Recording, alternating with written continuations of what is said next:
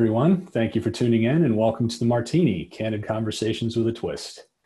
My name is Gus and I'm Erie Rental's Director of Business Development for North America. I've been with the Erie family now for over 17 years and honored to be your host today. At Erie Rental, our goal is to equip you, the filmmaker, with the most inspiring image technology in the world. Our services cross borders and continents with a network of facilities in North America, Europe, and the UK, where we bring you first-class camera, lighting, and grip equipment, wherever you may be. Our team is there to welcome you with friendly expertise, personalized solutions, and we value the relationships that we build on trust. As a friendly reminder, please send us your questions via the Q&A tab here on Zoom, and we'll get to as many of those today as possible. We are very fortunate to have with us today the very talented Joe Anderson. At the age of 16, hey Joe, Joe had his first short film appear at the Sundance Film Festival outside of his hometown of Salt Lake City, Utah. He attended NYU's Tisch School of Arts, where he completed his bachelor's degree. And afterwards, Joe went on to pull focus for DPs such as Jody Lee Lipes and Bradford Young, before shooting his first feature in 2013 for Antonio Campos. He reteamed with Campos again in 2016, followed by a collaboration with director David Lowery in 2017. And Joe has also lent several commercials and short form projects. So some of those projects are Simon Killer, The Benefactor, Don't Think Twice, Christine, Old Man and the Gun, The Friend, and Top Boy for Netflix. Welcome, Joe. Thank you again for taking the time to be with us today. It's my pleasure. Pleasure to have you here in my backyard where I haven't seen anybody in a very long time. So it's good to be here with you. It's a beautiful setting. I'm very jealous. Oh, thank you. Lovely. It looks like you've been doing a lot of work back there too. It's nice. Yeah, I'm thinking of calling the union to re-rate. So I'm now a dirt mover and a rock carrier. In addition to being a cinematographer. Nice. Oh, it doesn't hurt to, have a couple of backup plans, right? Exactly, yeah. So can you give us kind of an outline or a synopsis of how you got started? I think I've just kind of been drawn to the camera for as long as I can remember. I had a very standard dream to play in the NBA. And once those dreams were crushed in high school, when there was lots of people who were bigger than me, I kind of had to, scramble and figure out who am I going to be now for the next couple of years instead of this basketball player. And my high school had an incredible video production class, including somehow an avid editor when, back before Final Cut Pro was a thing. And I just, every day after school, I was in that room for hours learning tape-to-tape editing, nonlinear editing. We had 4 cameras set up. We had kind of location cameras, and I would do the news broadcast for the school. And then my friends would borrow cameras and we would make little gangster movies on the weekends. And as I kind of started thinking about going to school, university, it seemed like film school was a place I had to go. And so I applied to a couple of fancy schools in California and didn't get into any of those, and had to kind of swallow my pride and kind of just figure out a different plan. And I did 2 amazing years at the University of Utah where I did general eds and I focused more on cinema studies as opposed to film production. And I tried transferring after 2 years to NYU and got in, and my parents did a great job helping me to go there, which is crazy. And I moved to New York, which is, I think, a big deal. I think that's one of the few really good pieces of advice that I can give, which is, if you can move to a place where movies are being made, you're going to help yourself, because you can get lots of work in the business as you're kind of working your way up. So moved to New York.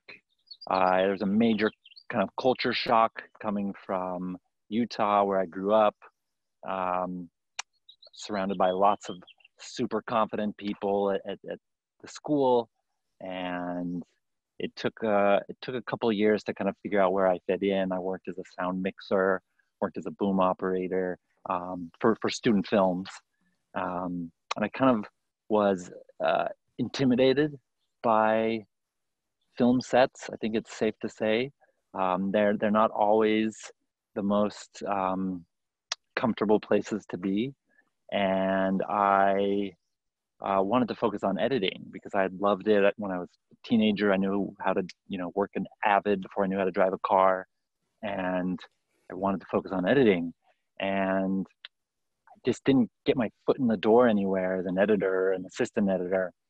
But I really loved just, the way two images talk to each other. You can juxtapose things. One shot cutting to another shot means a third thing. That's one of the unique aspects of filmmaking.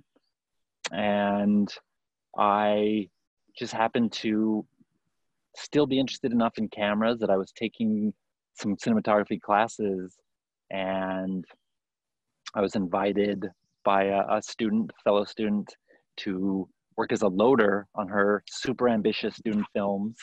I went to film school back in the day when people were still shooting on 35 and spending huge amounts of money and hiring union crews as cinematographers. And so I kind of got a crash course in working as a camera assistant. And it was a wake-up call about how hard it was to make a movie, personality-wise, weather-wise. But I stuck with it. And once I graduated from school, I was able to kind of start to sort of get a little bit of money coming in by working as a camera assistant. And that kind of developed into, a career. Ah. And you went on to work with some pretty awesome people as a focus puller right out of did you meet them early on?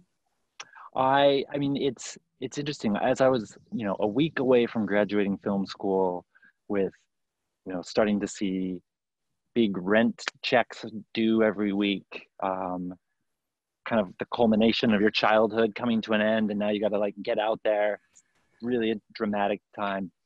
And I just happened to see at NYU this student film that was shot by Jody Lipes, and I was just blown away by it. I didn't know who this person was, but I finally, after having been in film school and not really figured out where I fit in, I just found someone that I understood how they saw the world.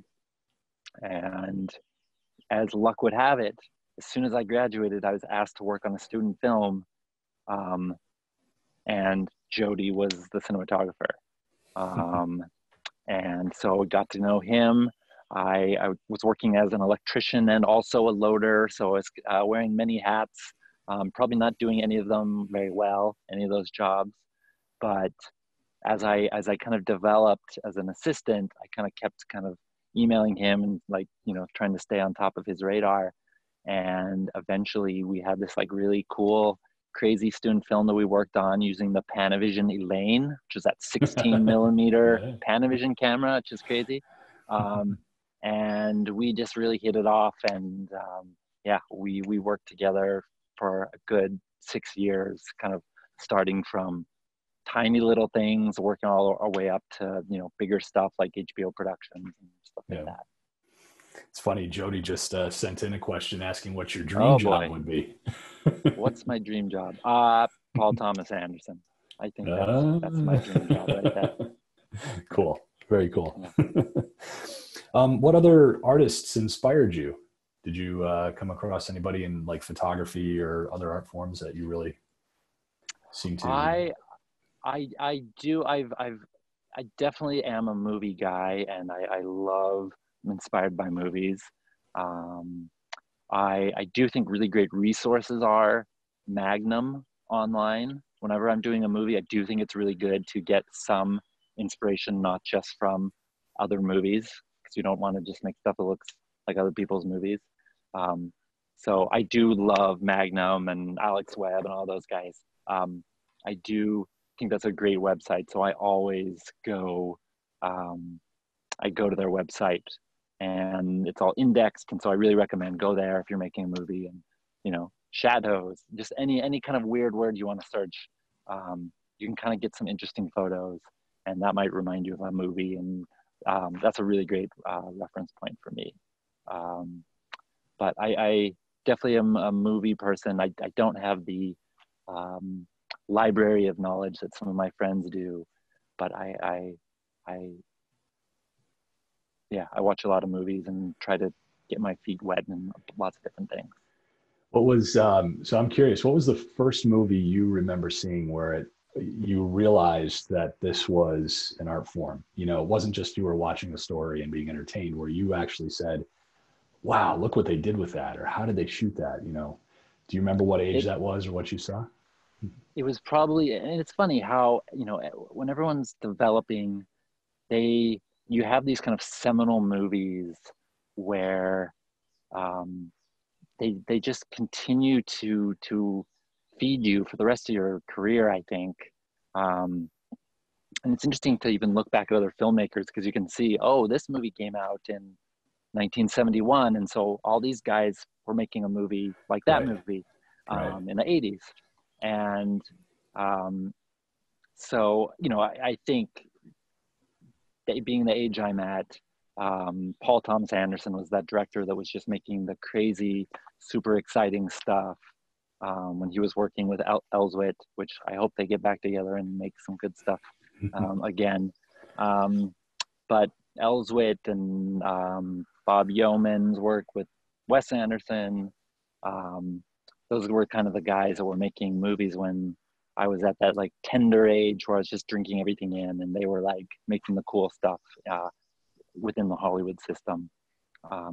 But yeah, my other cliche answer is 2001, which I saw as a 16-year-old, had my mind blown.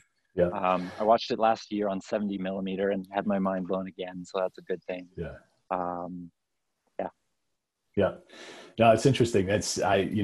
And we weren't even 2001. It seems so cliche, but I remember seeing that probably when I was 13, 14, and I felt the same way. It just was like, what am I watching? You know, it still stands out. It's amazing. And so even though it's cliche, I don't think it's cliche. Okay, cool. It's all good. Yeah. Is there a film that you are constantly going back to and referencing and using for shots and looks that you find with directors you're constantly revisiting?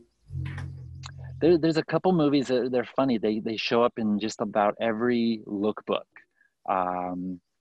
And a lookbook is one of those funny things that doesn't get quite talked about enough in film school or interviews, but it's a large part of our job, particularly in pre-production, and there's kind of some politics involved in it. And there's a couple of movies that we keep coming back to. Robbie Ryan's Fish Tank is kind of a great one. And There Will Be Blood, you know, for the lenses they used. You know, I'll have a conversation with a director and we'll start talking about this and that and that and that. And eventually we always like come back to There Will Be Blood. And yeah, that's just one of those movies that is just a lifetime worth of stuff to see in that movie. Yeah, agreed. And how about mentors? Do you have anybody you consider a mentor or somebody that really pushed you along? Well, I don't want his ears to bleed too much if he's watching, but Jody was certainly a mentor. It was cool to kind of, you know, even though we're roughly the same age, he's just beyond his years talented. And so it was interesting just to work with him and then learn with him, and not just technique, but how to handle yourself on set. But also Bradford. And I was lucky enough to work with Bradford. We were about to do a movie that felt fell apart. We like lost funding the week before we were supposed to shoot. And just a day or two of being around Bradford and, you know, shooting some tests with him was like, man, this guy is special. And this was like very early on in his career. And we got to do several shoots on the salt flats in Utah. And we got to go, I guess, you know, our work together kind of climaxed on this movie, Ain't Them Bodies Saints. And I'd already been a cinematographer at that point. I'd already kind of moved away from working as an assistant. And Bradford asked me to come do this, kind of come out of retirement for this kind of strange movie that had this amazing script, and it's shooting in the middle of nowhere in Shreveport, Louisiana. And I was at the Sundance Labs at the time working as a cinematographer. So I'm, you know, thinking myself as this kind of fancy guy, but you know, I thought this was the right thing to do. Something about it just like made sense to me. In fact, Mari Heller, the director, she was at the labs, and she was the one that said, you know, the director, this guy, David Lowery, is doing that movie. You really should do it. And I did, and happened to meet my future wife and got to shoot second unit for Bradford. And that movie won a bunch of awards and certainly kind of got a lot of attention for him as he made that movie and Pariah that year at Sundance. And he kind of was a big deal after that.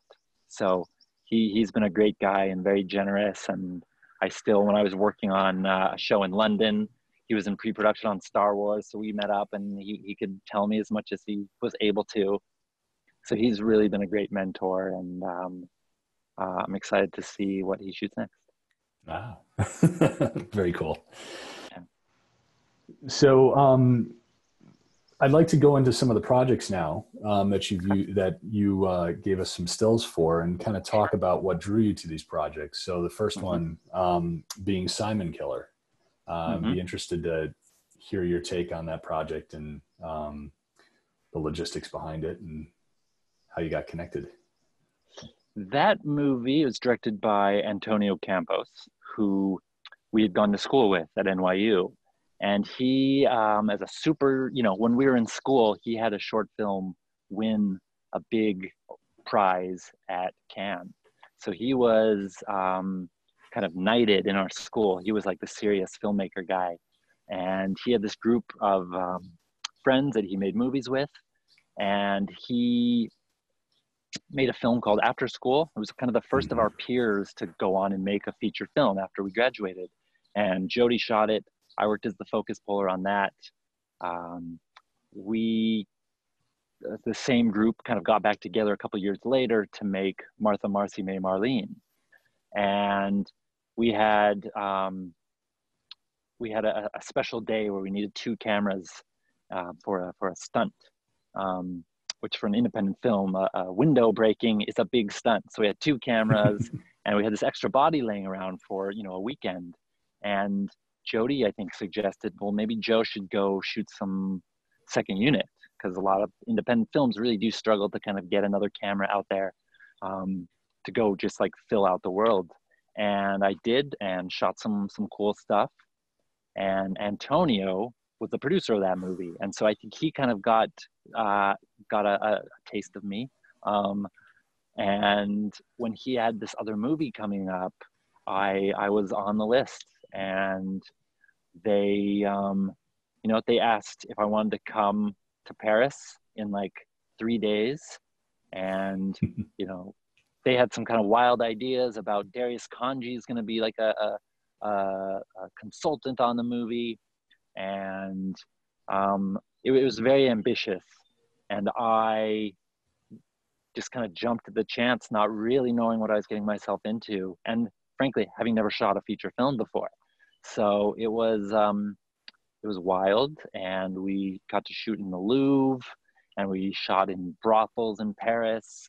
And it was just a spectacular way to kind of just like get your first movie out there. And, you know, very fortunate that it was with a really great filmmaker, and people saw that movie and thought we did a pretty good job, and I'm very proud of it. Yeah, that's awesome. And then there's a documentary that you did called Fishtail, which I thought was really beautiful. Can you That's talk a right. bit about Yes. that? Yes. And I think actually we owe you guys some thanks. We, I made this documentary with the director Andrew Renzi, who I've worked with a couple times, and we spent I think just about a week on this ranch in Montana, but we were shooting Super 16, and it was very, we were making high art, and everything was very conceptual, and we had lots of rules about what you could shoot and what you couldn't, and we shot Super 16 with like a super small crew. Like I think there was just like me and Sam Ellison was the camera assistant and loader and focus puller, and like a sound guy, and like that was the crew. And we kind of just went to the most beautiful place in the country and only shot at around, in the mornings and at night. And we came out with this really beautiful movie, including the kind of centerpiece of the movie is this cow giving birth.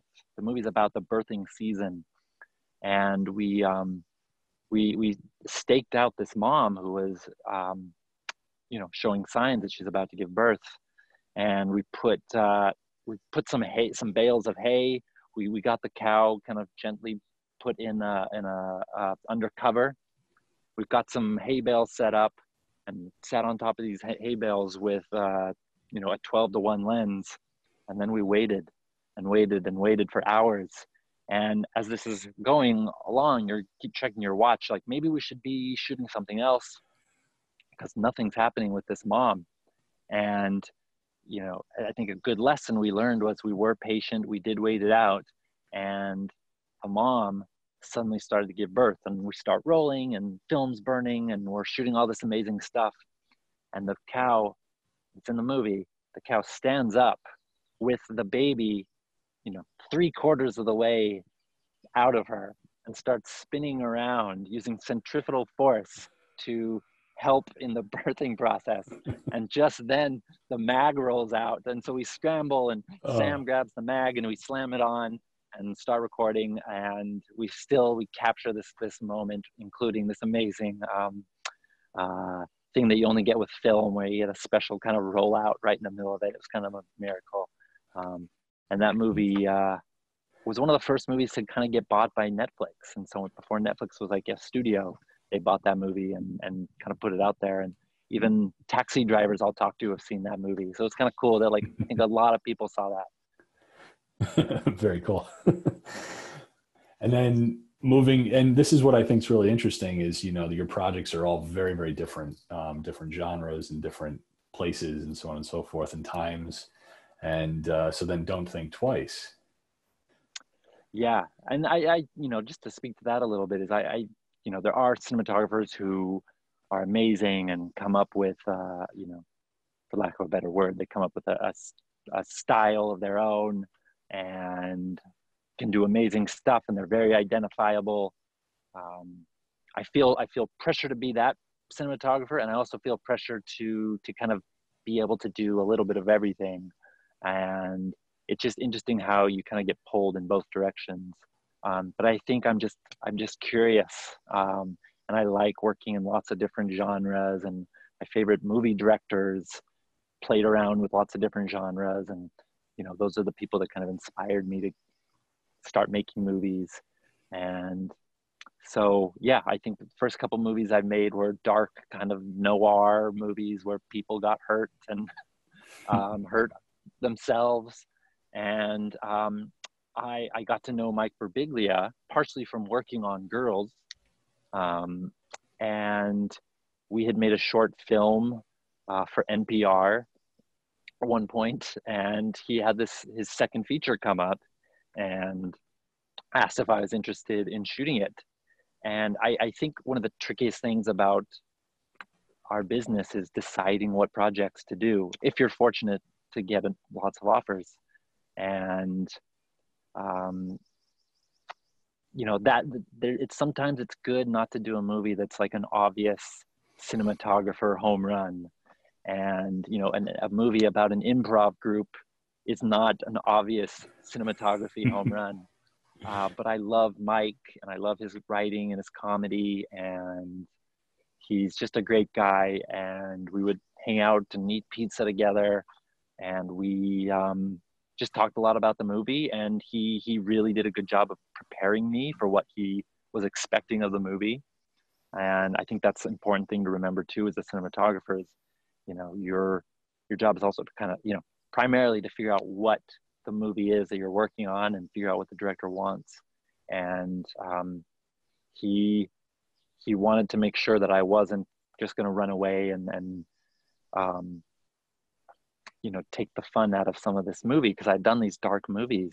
And I think, you know, we worked together and find a really, we balanced that line of drama and comedy, and I think kind of made a unique movie that I'm happy that I made a movie that like lots of people can laugh at watching. Yeah. I'm always curious because comedy always sounds like one of the hardest things to do. You know, when you talk to actors, writers, whoever it may be, you know, and as a cinematographer, are there rules that you absolutely can't break in comedy when you're shooting comedy? No, you know, it's the, you hear the line like you have to know the rules in order to break them. Um, I don't think so. You know, we didn't. You know, I kind of broke the rules. I didn't light it very high key. Um, Seemingly, that's one of the rules in comedy, is everyone needs like front light. I didn't really do that so much. Um, we we often have kind of a heavy camera in that movie, where you think like comedies and improv, the camera's got to be kind of like very bouncy and very impromptu.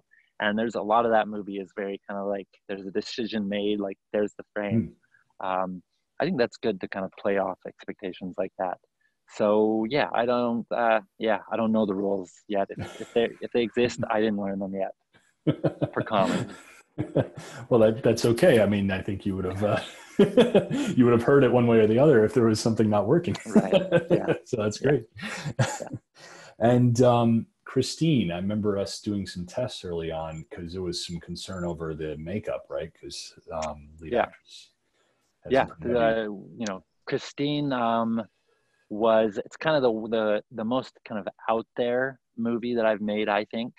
Um, it's difficult to tell a story where kind of the audience knows what's going to happen at the end. I think a lot of people do, and that's always a fascinating challenge.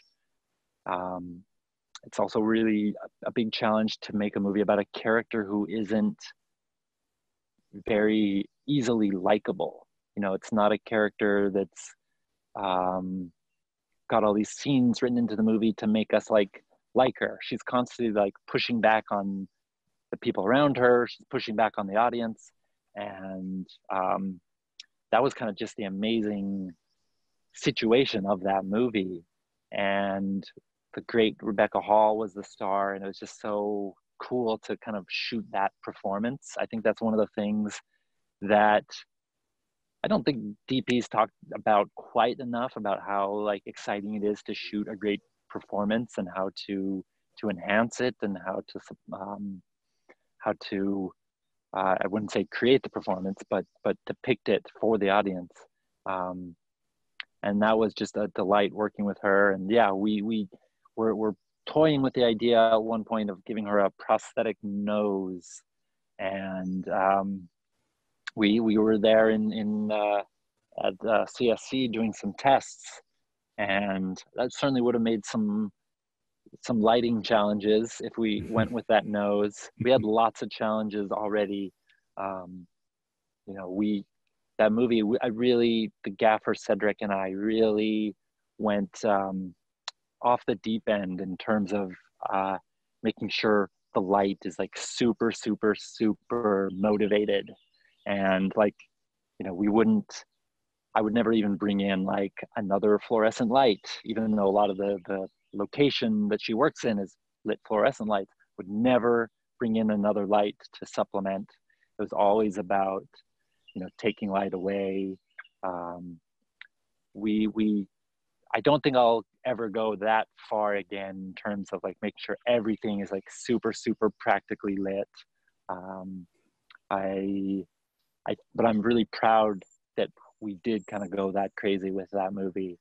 Um, and No, it yeah, so shows. It's we beautiful. Yeah. started, thank you. Yeah, we started doing tests at CSC, and um, I like to do, there's a good friend of mine, an assistant director. He taught me um, this good trick that he'd seen a cinematographer do.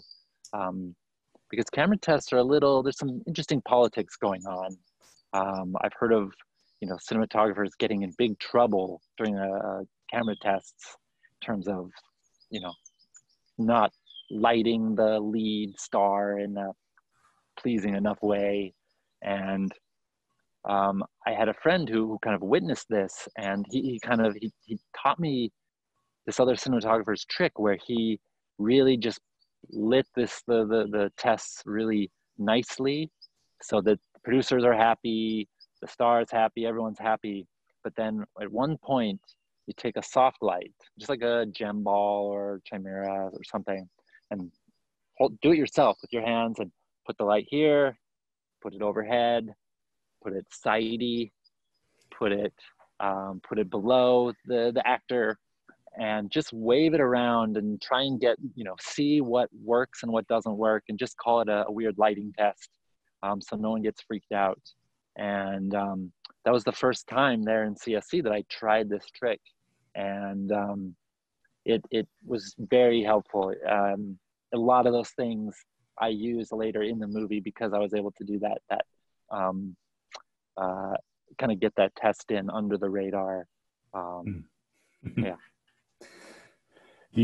So speaking of testing, I'd like you to talk a little bit about that. I mean, we have a couple more projects, but maybe we'll jump to that afterwards, because I'm interested in hearing more thoughts on that. But after Christine, Old Man and the Gun, which was such a fun movie. Again, just going off in a different direction.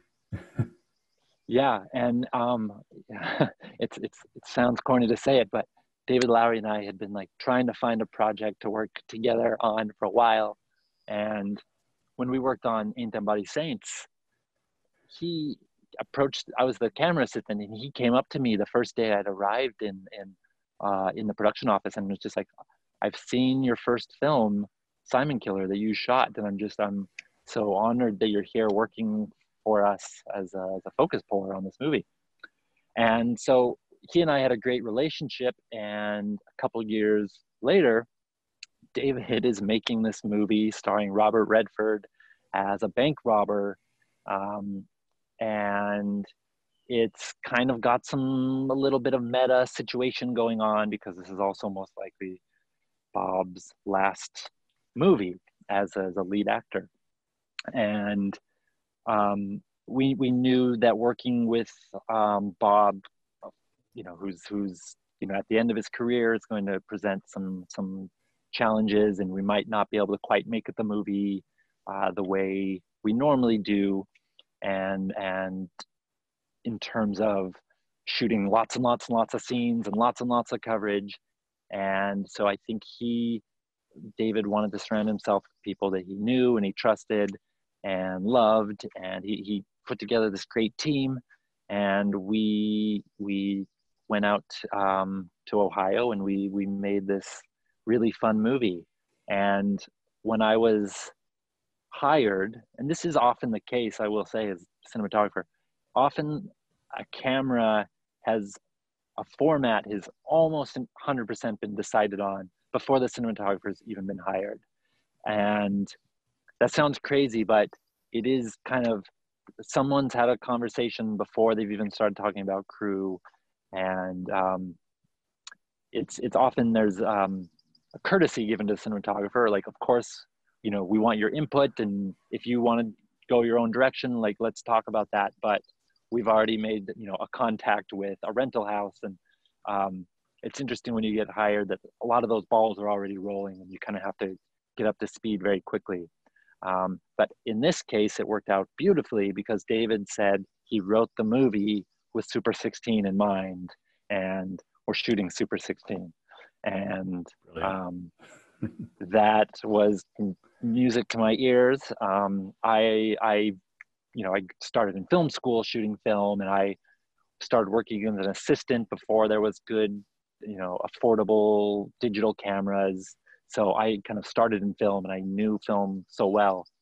And I was excited to shoot film, to shoot Super 16 for this movie. And we did do a lot of testing to figure out what is, are we going to use like funky old lenses? Are we going to put anamorphic? Are we going to, what aspect ratio, what film stock? And film stock was an interesting choice to be made because there's, I kind of like myself to choose one film stock for the entire movie. At some point, I'll not do that, but the couple movies that I've done on film, I've mostly just shot one film stock, and I really love 5213, 7213, the 200T Kodak stock, and it's a little bit slower. It's 200 speed, and I tested, of course, pushing and using the 500 speed film, and I remember sitting down with David, and we're just like, we gotta make a choice today on which film stock we're gonna use, or what's the look of the movie. And it was kind of a gut-wrenching decision to make, because 500 speed film stock is much more kind of a modern, it's closer to what we shoot digitally, which is often 800 speed. But this 200 speed film stock it's a bit ambitious to use it because it requires a lot of light. And we just, without burdening David with any of the kind of logistics of what that means, he agreed that 200 was just the way to go. It just looked right. Sometimes 500 speed can kind of look like a Super 8, or can kind of have a home movie quality to it. And the 200 speed just looked like the story we were trying to tell, which is kind of big and all over the place and takes place in multiple states. And we were all on board for 200 speed film. And it was, I shot that movie several years ago, and I think I still have post-traumatic stress due to the difficulty in getting an exposure, particularly in the night exteriors. And it was difficult to achieve, like I said, an exposure period with film that slow. But I think was such a great choice, because that is kind of closer to the film stock speeds that were being used when that movie was set in the year 1980. Right. And I think that just such a big first broad brushstroke to creating the look of that movie and creating some of the period qualities. I definitely think that you should be able to create any look you want with any of the like high-end cameras. So I try to be camera agnostic, but that's just an aspect of Super 16 and shooting film that is just a good head start towards getting that period look. And in regards to that, with the 200 ASA, did you end up just shooting it straight 200, or did you push and pull a bit based on the location, scenes, whatnot? I didn't push or pull. I actually did underexpose it a bit because, hey, it's what you do. You underexpose nowadays and it looks cool. No, but seriously though, you get a little more grain if you underexpose, and then kind of have to amplify the negative in the grade. And again, that's something I learned from Jody and something I learned from Bradford, and I think they learned that from Savides and Gordon Willis before that. So I probably, a lot of time I rated the stock at 400 or even 500, and had you don't sleep quite as well when you're doing all these things, but it's worth it. It's worth it. Yeah. What was it like? So you were shooting kind of Midwest area, Ohio, you said, and Yeah. I'm imagining the film had to go back to LA at that point. It did. Yeah. And So go ahead. I'm curious, when were you guys able to watch dailies, and how did you watch dailies? It was not a problem. It was that, I mean, and I'll say that's to me the biggest difference of shooting film versus shooting digitally is you don't just get an instant result. And I think that's actually a good thing. You don't just get to make a shot and look at it perfectly immediately. And I think because of that, that just affects the way you work on set, and you're just a little more controlled, a little more precise, and you don't get that instant um, gratification or the instant confidence that you got it. So you just have to work in a slightly different way. And I do think that's the biggest difference between shooting digitally and film. Um, but it's still, it's not a lost art. It's not a lost format. It's still very much alive shooting film. And so we would we could shoot Monday, and I think Wednesday morning we would have dailies back. So really not a big deal. That's great. Yeah. So on to what is a very, very popular series, and that's Top Boy. And many of my colleagues are big fans of the show, and so I know that they're excited to hear your stories and how you got attached to that project. Yeah, I mean, again, that's the thing that stresses me out the most is choosing which project to work on. Not just trying to kind of like craft your own career in a certain direction, but you're kind of saying goodbye to your family, you're saying goodbye to your house and your city a lot of times. And I think my career is a little bit similar to a lot of people's, where when you're young, you're making movies with your friends, if you're lucky. And you kind of grow up in this family making movies. And as you kind of get older, you at some point have to kind of start stepping away from that and working with other people who you don't know, and people from different experiences, different backgrounds. And that's a good thing. And this was a project where I heard about it. I had not seen the director's first feature,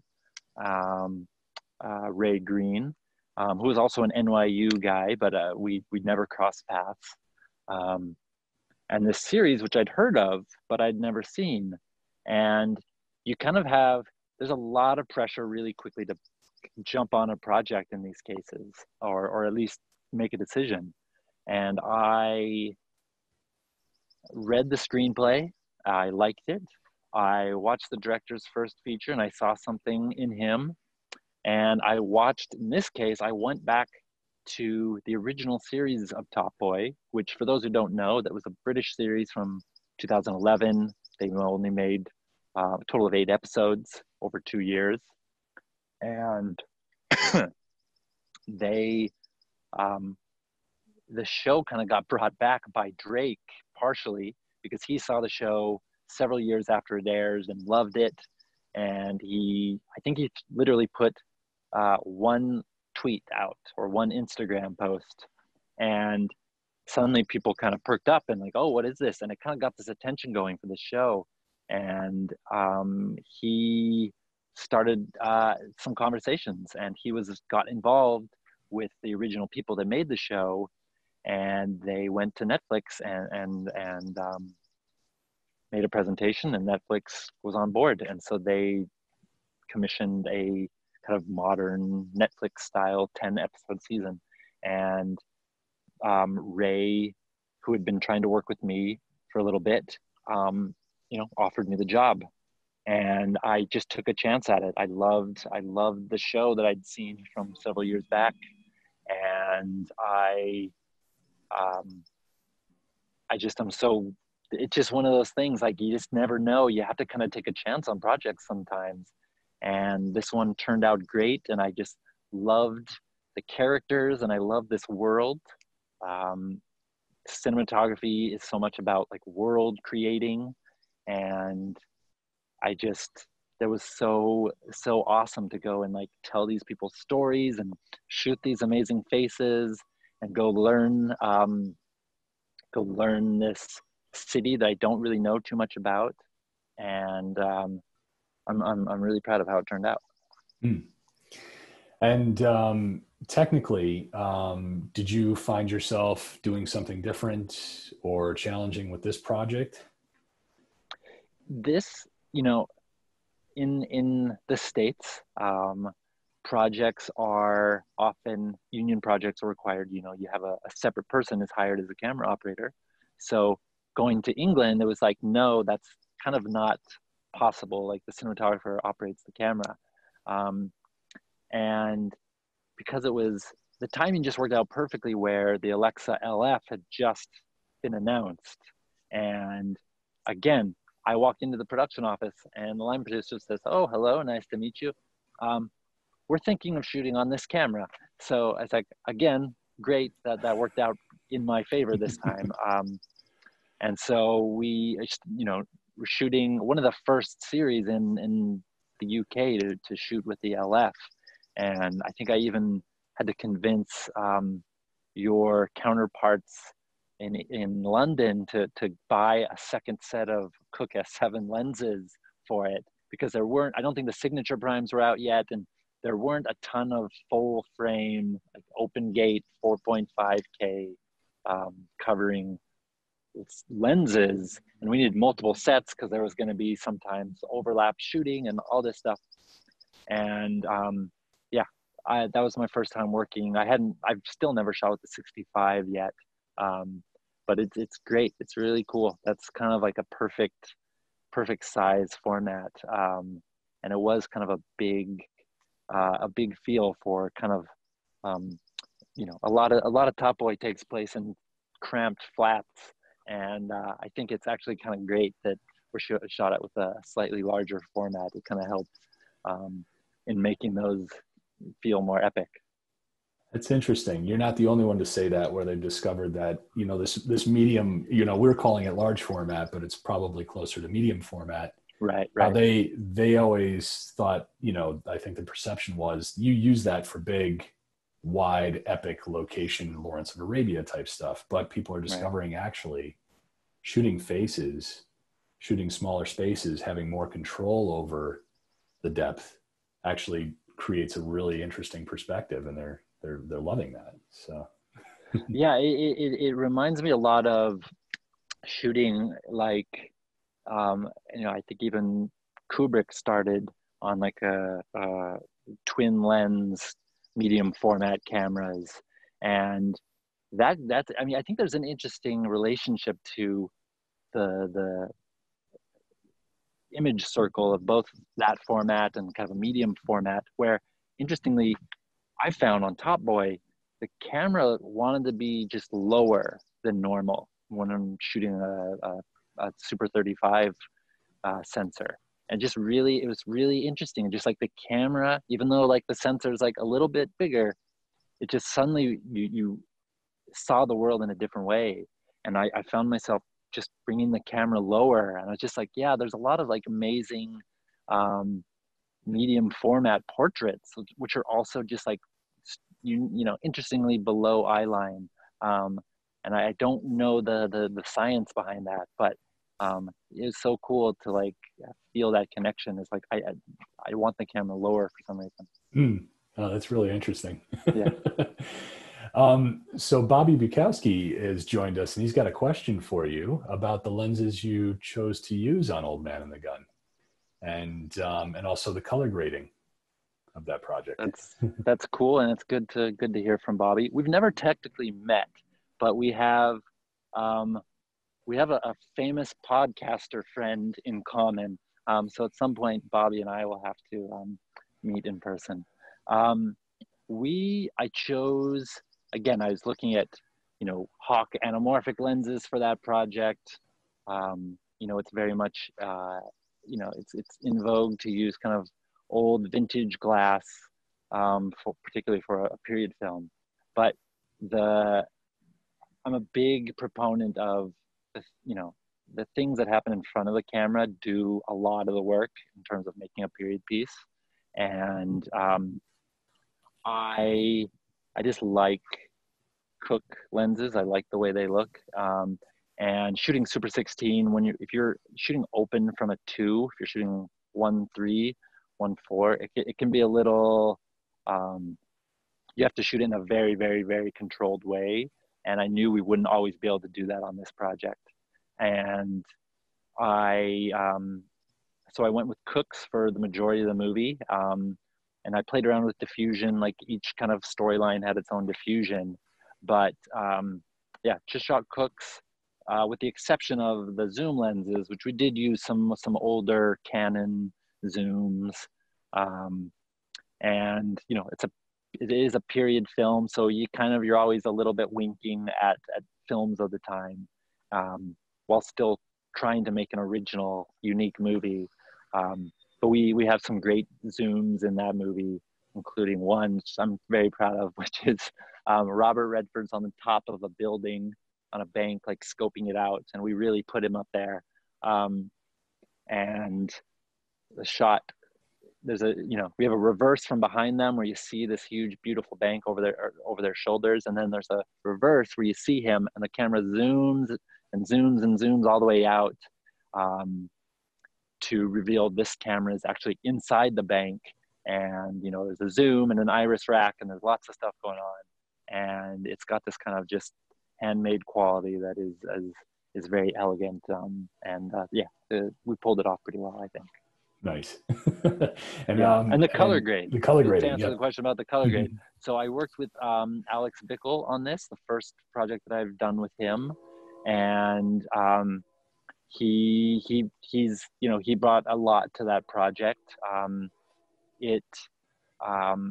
will say I kind of pride myself, whether shooting film or digitally, having like a lot of the creative decisions are there, like on the negative. And it was cool working with Alex, because he has such great capabilities to try all these things.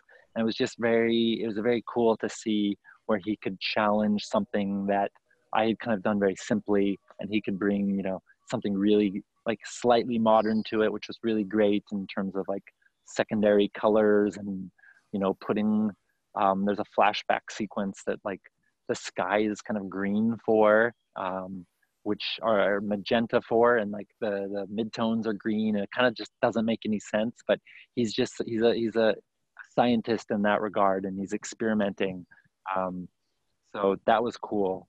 But my reference for the color grade on that movie was the VHS copy of Sneakers, particularly the VHS copy, because there is that kind of flat,